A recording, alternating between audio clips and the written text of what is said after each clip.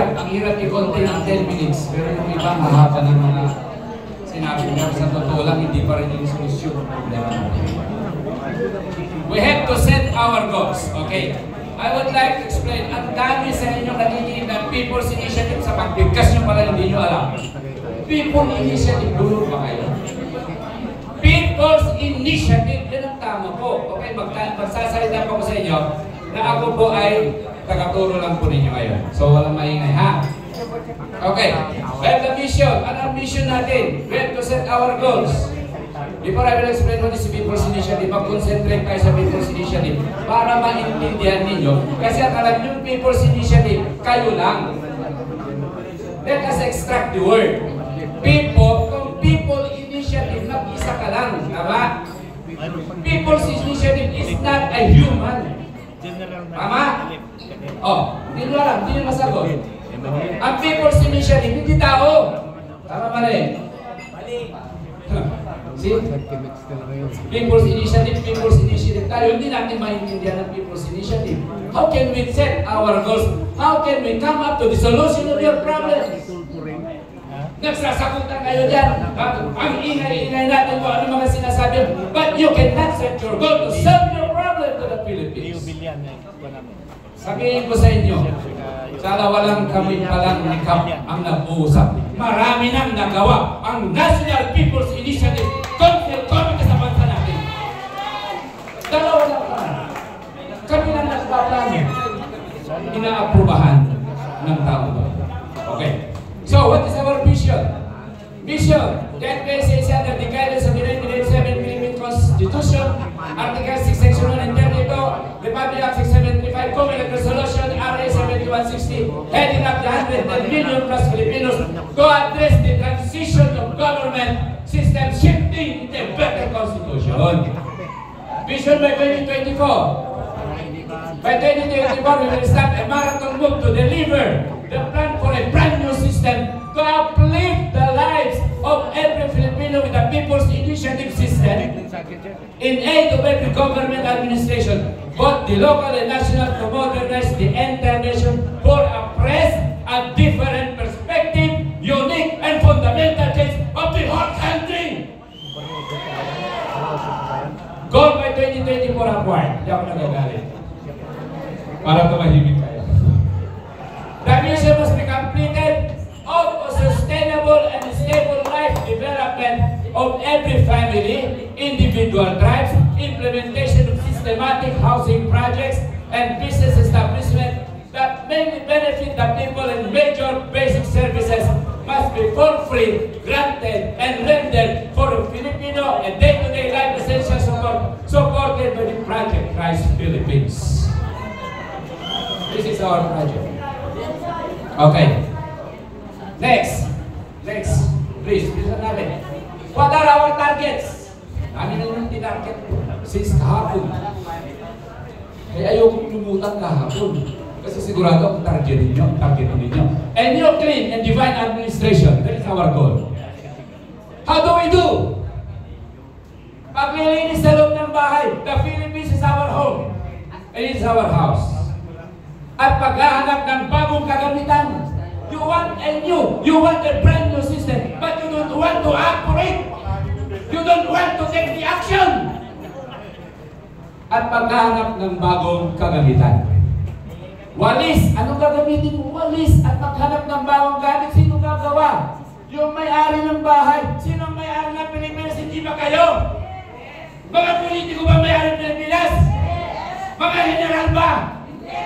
Mga kernel ba? Pero parte sila ng bahay. Okay. Yung may-ari ba? Saan ka magwawalis? Sa loob ng bahay.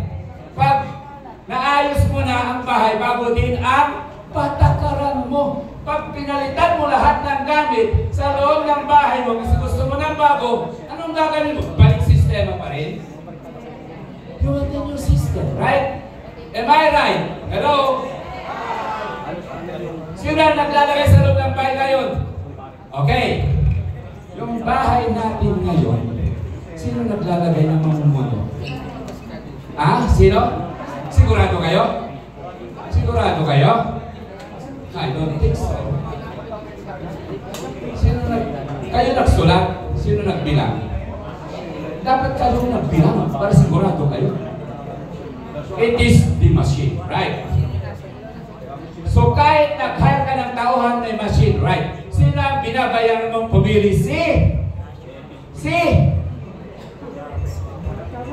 Will you get right? Next slide, please.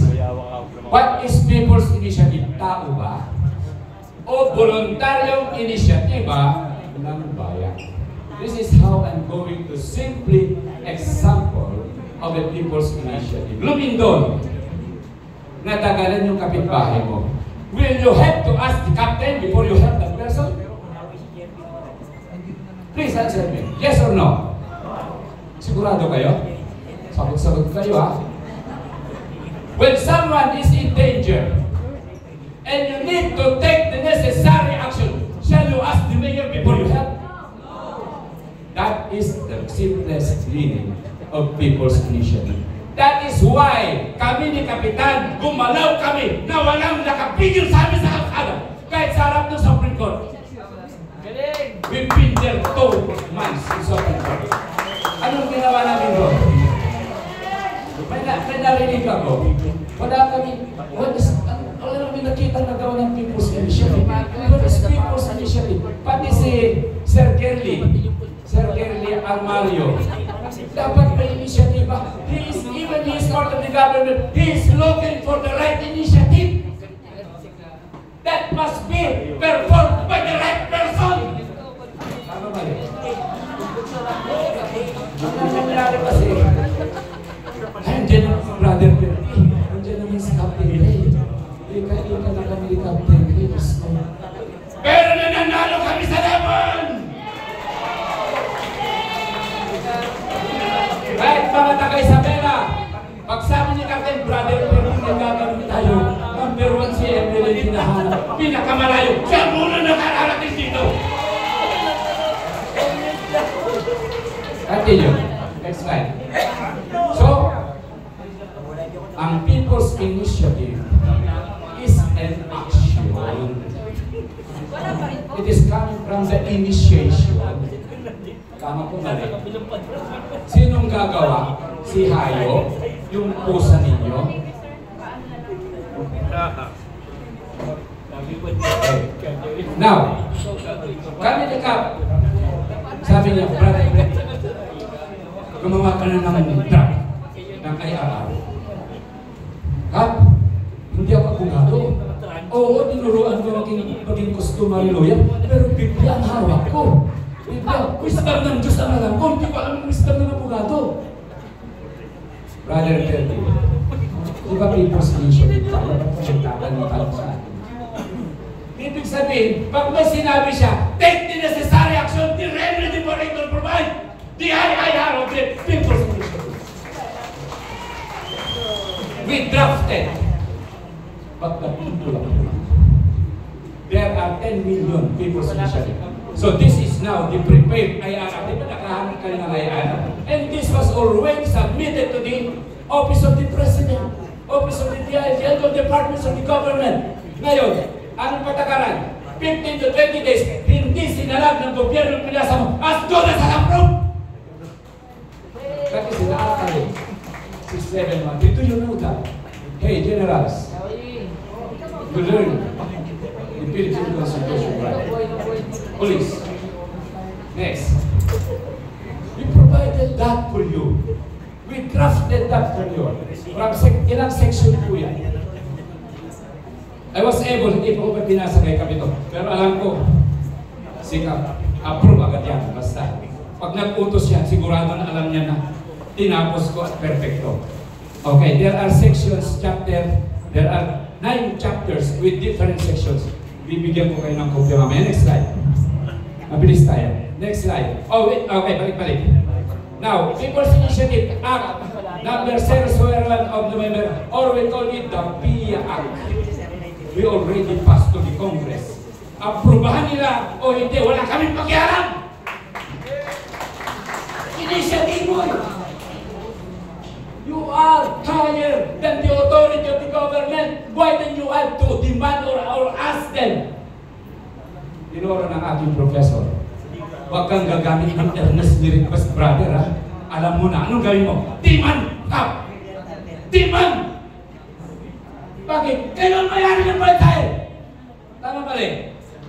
Saan mag-isipin yung mga damdamin? Next. The right to governance, ibalik mo nga ulit. Pare-recap ko. Chapter 1, People's Initiative Act. Okay. The external and internal. Section, basahin ko section 3. Right to exercise the people's authority. Next. Right to governance and administration. That is chapter 6. Chapter 4. Chapter 5. The people's initiative authority to declare the validity of laws. Next. Right to governance and administration. The people's initiative authority. Okay, next. Okay. Historical accomplishment of the people's initiative. Mahirap magnawa-ngawa ko rito na wala kayong nakikita na ginawa namin! Am I right? Go! Mahirap yung kayo nakahanap kayo ng people's initiative kasi hindi kami nagbalutang sa social media. Gumagalaw kami sa ilalim para pagbigla natin na buo ang persa, sasabog yan at tatalsik ng mga kulak! The birth of the people's initiative, the PICC was in September 11, 2019. That's my birthday.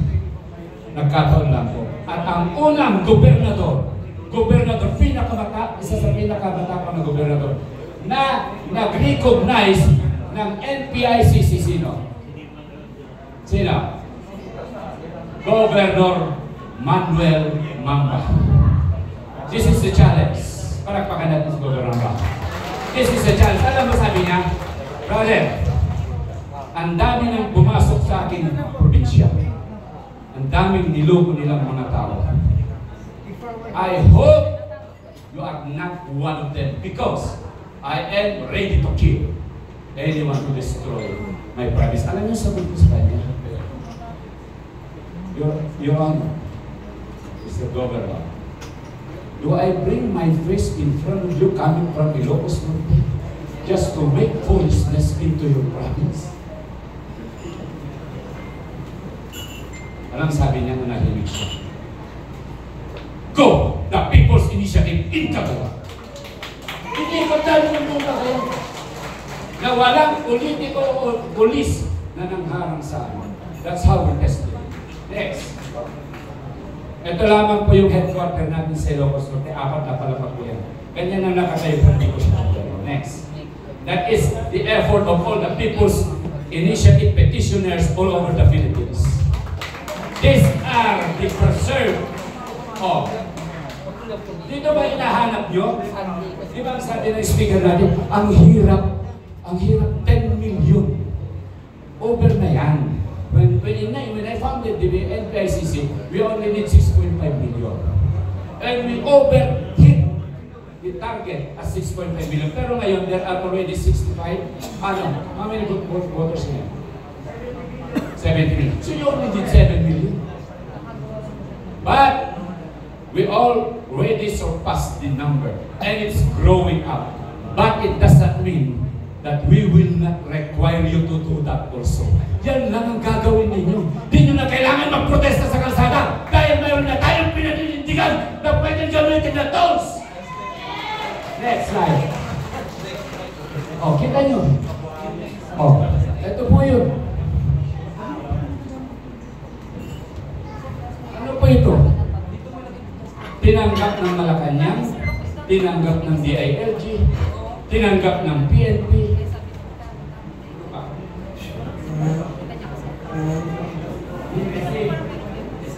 Di-receive ng Senate, re-receive ng Congress, re-receive ng NCIP, saan ka pa? Kung mali ito, labas-pasok kami ng priso sa Malacanang, sana hinuli na nila kami. Because the People's Initiative has the freedom to do everything he wants for the good of his country. Alam mo kung bakit tumatag kami sa panahon ni Pangulong Duterte? Narinig yung sinabi ni Pangulong Duterte, wala akong kapangyarihan Thank you. Wala akong kapangyarihan na supilin ang People's Initiative kung ito'y ikabubuti ng ating bansa. Doon po kami tumatag. Kahit gobernador ang harapin ng mga People's Initiative nito. Kapitan Mayor, sorry. Bakit? Bakit kayo nag-implement ng ganyan dito? Pengke! Hinarap ni Kapitan. Ang tikas-tikas ni Gobernador Tikas. Pero nung kinausap dinirekta ni Kapitan, sabi niya, kahit saan ka magtago, Gobernador, kung plinano kang patayin, hindi ka makakatakas. Ganyan ang sinabi niya sa Mindanao, sa MNL issue natin, General. Next. Ito mayroon pang, balik-balik, mayroon pang mga pictures, ID pictures yan. Next. We move the federal system. Ang laban namin ng General Moknon is REMGO. But the President cannot declare a revolutionary government against his government. Kaya nung panahon ni Digong, hindi po nangyari ang revolutionary government. So we call it the federal government or federal system. Now we presented that. We presented our model. Kasama ko si Colonel Obre. Colonel Obre, please. Ayan. Co-author natin yan.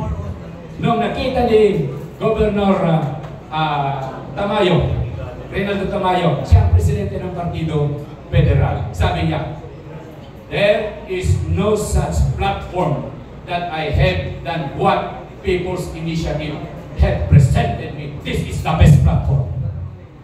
I will show you later on. Next, Camarines, Bumpi.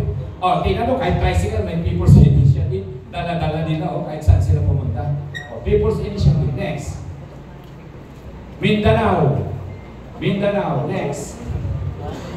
Congress, pumasok kami dyan, di Captain Ray, hindi humarap yung mga congressman. Hindi, ipakita ko sa inyo kung nagsalita ako doon na walang tao. Okay. Because, if they declare the People's Initiative, tapos na sila.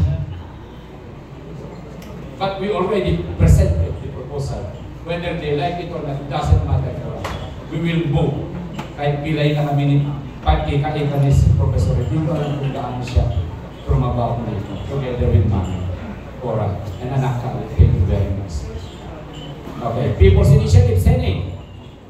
Okay, next. The People's Initiative also. Kasi sabi ni Cap, kailangan may stronger tayo, brother, pwede mag-isip ka. Sabi ko, brother, pwede, pag may text na yan sa cellphone ko, kaya i-propose ita. We inaugurate, we re-establish the People's Court of Justice. That's the Supreme Court. Can you stop the People's Court of Justice? Why? Because the people is up the Supreme Court. Tama na rin. And you can create whatever good you wish. That is why I said, I will explain to you why. What are the three forms of government na pwede na natin pagsabay-sabay i-establish? And as far as I know, under the Triple Agreement, dapat may isang tigas MNLF sa loob ng Supreme Court. That is under the Triple Agreement. Anong ginawa nila? Diliko-liko-liko nila. Kayo naman nagpaliko-liko kayo. Establish your position to the right order. Okay. Kasama, kaya si Ma'am Emily, ang presidente, hindi nyo ba alam, nandiyan pa si Captain Ray, si Queen Elizabeth, sino yung kasama natin na kaibigan mo? Queen Helen, Salvacion de Gaspi. Si Salvacion de Gaspi.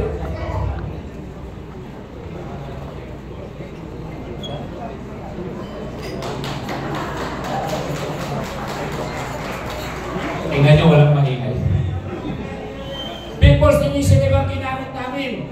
Kahit Bombay, kasi ni Captain rin ng Bombero, kasama yung People's Initiative, na natili kaming nakakayo. At kahit siya hinuli, hindi kami nag-iwanan. Pareho kami nakulong yan. Para ilaban ang karapatan ninyo. Next. Hindi pa sunog yung post office ng People's Initiative na tama nila. Hindi pa sunog. So People's Initiative, the only People's Initiative that existed freely since the 1987 Constitution. Ito ang People's Initiative na tinutuntungan nyo ngayon. Yan ang nanatili at tinatangkilik ng mamamayan. Why? Makita, i-explain ko. We planted, alam nyo, kalaban namin mga gobernador, mga mayor. Next. Establish peace and order in Hulusolo, MNLF versus authorities, August 4 to August 11. Ito ang pinakatakilabot na pinasok namin siya. When the MNLF was suppressed by the government authorities. Nanawagan ang MNLF. Dumaan sa wall ko yung panawagan nila. Alam mo, ang sabi ng ating mga MNLF, kung walang tutulong sa amin, gulo ang buong mundo. See how we acted. Bago kami dumating, anong ginawa namin? Inimbestigahan ko si Vice Mayor Pando, ang general ng Bunjasan Camp. They are full battle killer. Mga kahit baril mo yan, hindi matatamaan. We bring through the initiative and wisdom of Captain Dre. Sabi niya kay General Patrimonio, when we step down there in Hulusolo, General Patrimonio agad Batalyon 11 Infantry Batalyon. Hindi namin alam, naka-ready na pala lahat yung apat na batalyon na mag-security sa amin. Apat lang po. But what we did, anong ginawa namin? Sabi ni Cap, Brother Perdi, ikutan mo lahat ng departamento ng gobyerno para receive ka na pupunta tayo ng Hulusolo. That is the pattern that we are. We do not just get inside without a formal invitation. So we are here. Bago kami nag-set foot sa Hulusolo, President Duterte knows, President Bongbong knows. So the securities are over there. Okay. Infantry Battalion 101, 103, 35th, and 11th Infantry Battalion. Apat na 6 pa sumusunod po sa akin. Okay, next. Anong ginawa? General, ganitong gawin natin. Pwede po ba na yung mga sundalo mo ay papasok sa kampo ng MNLF na malaki? At yung mga taga-MNLF papasok sa kampo ng gobyerno na malaki para mayroong close coordination sila. Alam na sabi ni General, this is the first time in history kung magawa ko ito, hindi malilimutan sa puso. Palagpagan mo.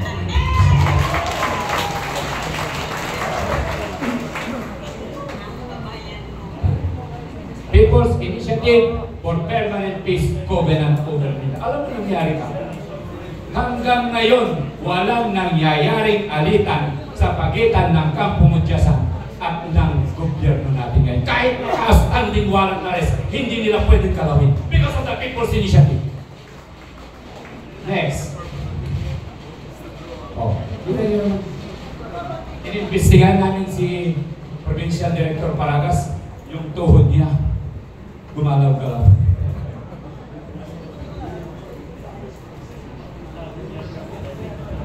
May sasabihin na ako napaka-importante kasi pinakita mo yung picture na to. Ito yung importante nangyari sa 11th Infantry Battalion. That is General Dompat, kaibigan namin ni General namin. Si Colonel Paragas sa Provincial Director. Andiyan ang Legal Department. Legal Department ng 11th Infantry, AFP. Legal Department ng PNP. So, pagbaba namin ron, alam-alam lang namin, ang laging aral mo kay Brother Kelly, pag-aralan mo buti ang batas para wala silang maibano sa